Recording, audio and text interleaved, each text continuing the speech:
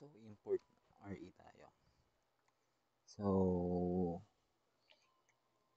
regular expression for password validation tayo.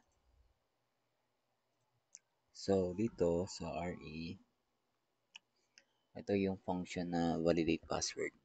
So, sa password must be 8 characters long. So, ito siya. Ito yung una kong tinype. Pero, hindi siya 8 characters. So, lumabas yung text na yan. So, nilagay ko na. 8 na. So, kailangan daw may uppercase, which is ginawa natin. Ginawa natin ng uppercase. Ito. Tapos, pag wala na, dapat meron na ding lowercase, which is nandito naman na. Tapos, meron na rin namang digit. So, andito rin mga special 1 digit lang. Pag wala kang nilagay, ito yan. Walang special character. So, ayan yung lalabas. Pag mali-mali naman yung tinype mo, pag wala dyan sa mga code na yan, magre-return yan sa none. If password is valid. Ibig sabihin, pasok na siya. So, itong function din to from user registration. Welcome to user registration system. So, ito yan. Ito function lang to and tatawagin lang siya mamaya. Validate password.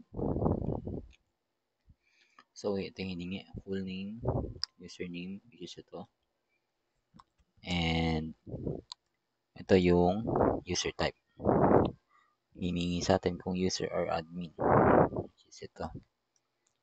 Tapos, pagka user type naman, input, lower lang, user admin. Pag mali yung in-input mo, ito yung lalabas, input valid. Pag wala dito sa dalawang to, which is user and admin.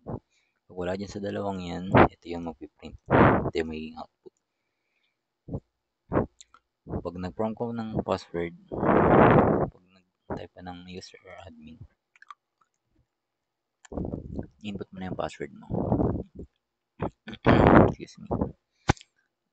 Tapos, pag nag-error naman, validate tayo ng password.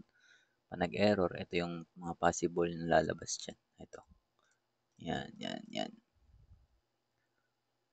Pero, pag okay naman na, ito yung lalabas. Retype your password. Tapos, mag-continue yan dito. Tapos, break.